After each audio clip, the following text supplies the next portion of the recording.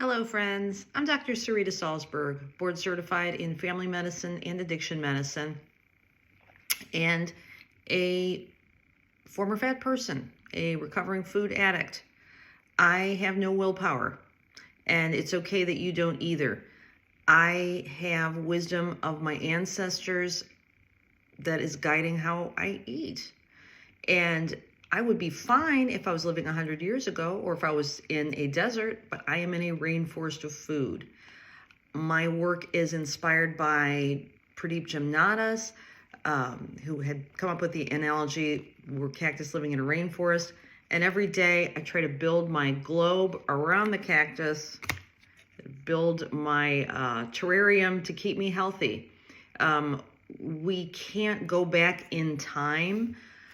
But if we did, and I met you 100 years ago, I met your great-grandparents, your ancestors, they would all be fine. This is my grandmother in the 40s. She was effortlessly thin. She ate real food. You can see her wearing little heels there. She was no marathon runner. She liked to dance, but she was not a, heavy exerciser. And say we went to Europe. All right, well, this is not, I have an Eiffel Tower somewhere, but I was thinking if we went to Paris, this is the Czech Republic postcard here. If we went to Europe, you and I would also be thin. And we know this because people come to the United States and they get fatter. There was a book years ago called The French Paradox, and they tried to explain that why do French women not get fat? And I remember reading this book years ago, and, it didn't address the most important thing, was that the standard American diet, our standard diet that was guided by the food pyramid put out in the 70s, is not real food. The French people had, and Pradip Jamnadas will say this, well, why did we listen? Well, we're good people. We listened to the government. The government said, trust the doctors, don't trust your grandparents. Your grandparents are ignorant. They don't know what they're doing. Trust the doctors. The doctors know. Well, the death rate's 100%. Everyone dies, right? So we know all our grandparents die. And we think, oh, well, what did they do wrong? Oh, these doctors are going to promise us we're going to live forever. We're going to have the food pyramid. Well, it hasn't worked out that way. And quietly in 2008, the medical establishment admitted that low-fat eating has not helped mortality, has actually probably led to a lot more Alzheimer's and diabetes. So there's a whole deprogramming in what is healthy. And I was part of the system as a doctor. People would come to me and ask how to lose weight, and I'd tell them to eat low-fat. I believed a calorie was a calorie. I can't go back in time and redo my mistakes, but I was an overworked mom. I would bring my kids fast food. I would go to Wendy's. I was exhausted. I thought the Wendy's, and Wendy's isn't the most unhealthy food, but looking back, it was not real food. It was food made with oils that we know now are not so good. The oils of our ancestors that were vilified, like ghee, like butter. Ghee is fine. Coconut oil is fine. Meat is fine. But real unprocessed meat, is better. Grass-fed beef, grass-finished beef. These things, there's nothing wrong with these things, and this is how our ancestors ate. So let's walk through some common myths that will help you with releasing the weight that you no longer need and breaking the metabolic slavery of the food pyramid. So here I am these are kind of my notes. So breakfast is the most important meal of the day. You know what? That's not true. And we've been programmed to believe this. Have orange juice, have Pop-Tarts, have cereal for energy. Well, this raises our blood sugar, and then we crash. And, I was taught, to eat this way. This is not true. So what do I do for breakfast these days?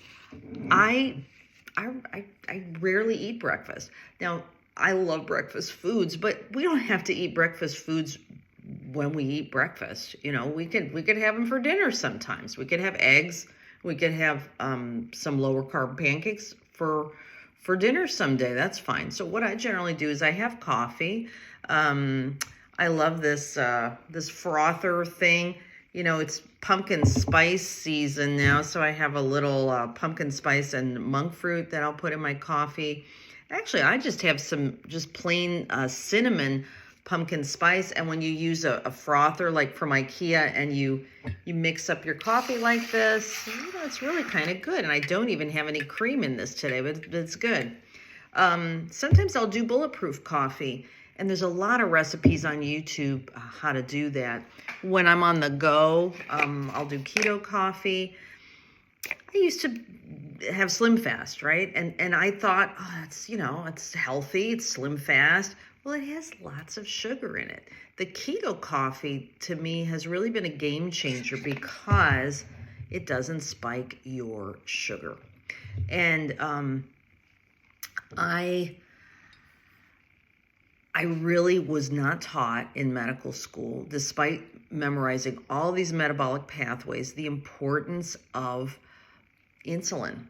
And Jason Fung, his YouTube channel is just excellent. It is such a game changer when he said it is about the hormones. So a calorie is not a calorie. And that's the other myth we had. A calorie is a calorie. No, it's not. And I can't go back in time, but I remember my ex-mother-in-law saying, hey, why are you feeding your kids skim milk? And I'm like, well, they don't need all the calories. There's plenty of fat in the rest of the diet. And they were like, no, what about vitamin D? How will they absorb vitamin D? And I said, well, there's plenty of fat in the diet. They've got, everyone's fat here. This is the United States. This is not South America. People are not starving. We don't need whole milk. And now I look back, saturated fat like the whole milk, like these things did help vitamin D absorption. And we have an epidemic of vitamin D deficiency. I will also talk about what kind of vitamins you can take too, and I can explore that more. But basically vitamin D3, vitamin K2, just a basic multivitamin, probiotic. These things are really good as well. Eric Berg has a great YouTube channel about what vitamins to take. And, you could just go crazy and take a zillion vitamins. But the main thing we're missing in the American diet is healthy, real fats. So, and again, this is another myth. Fat is bad, okay? Fat will make you fat. And I was watching an episode of Seinfeld in the 90s with my older kid, and we were watching the episode about the yogurt. Oh, hey, they're putting fat in the yogurt and everyone's getting fat. Well, and then they took the fat out and everyone hated the yogurt. It tasted terrible. The irony is the fat does not make you fat. It's the carbs that make you fat. So, and it just seems so counterintuitive, but why? So when we eat carbs, the insulin goes up and the insulin says, store the food, and we keep storing the food. And there's the insulin, the insulin is smart. Like our ancestors, our ancestors were working hard. I was thinking about my Viking ancestors. They were working extremely hard for their food. When they had food, they're waiting for the winter to come. Eat as much as you can, store the food for the winter, because this was tough times coming, right? But winter never comes in our society. We have food all the time, and we never have that balance where we let our body rest and digest. There was time years ago. We have so much food and so little time. And as women, it's really, really tough.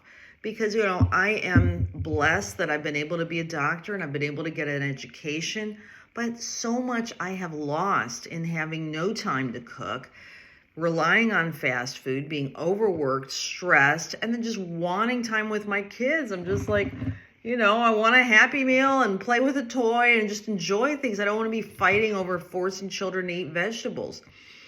And it was really hard.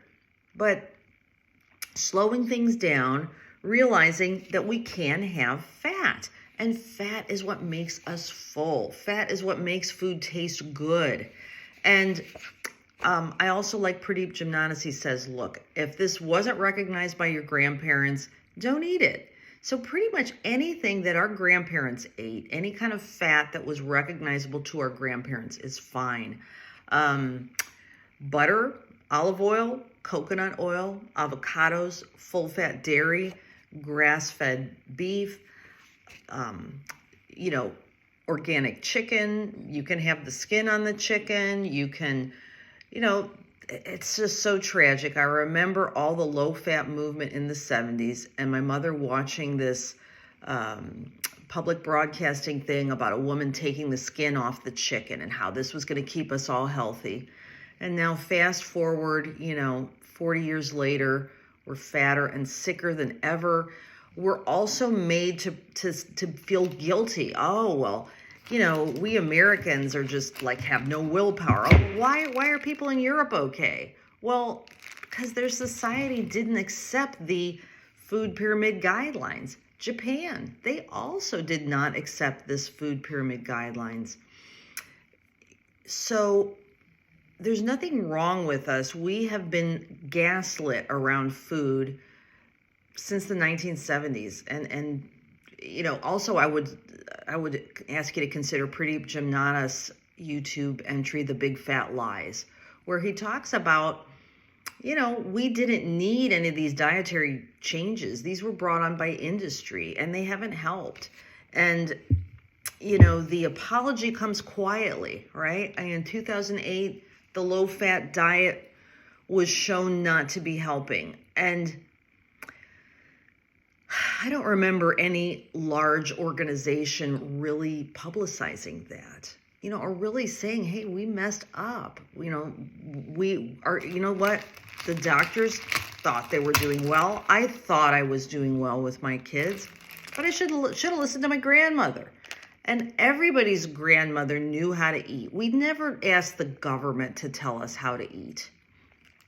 Now, you can't go back in time, but I would ask you to be easier on yourself, explore what is in your pantry, explore how and when you're eating, and there is hope.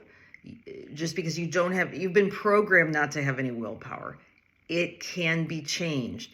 And I hope you'll join me in my other videos to explore how we can do that. Well, thank you for joining me. I hope this has been helpful. And I hope you'll consider subscribing to my channel and have a great day. Bye-bye.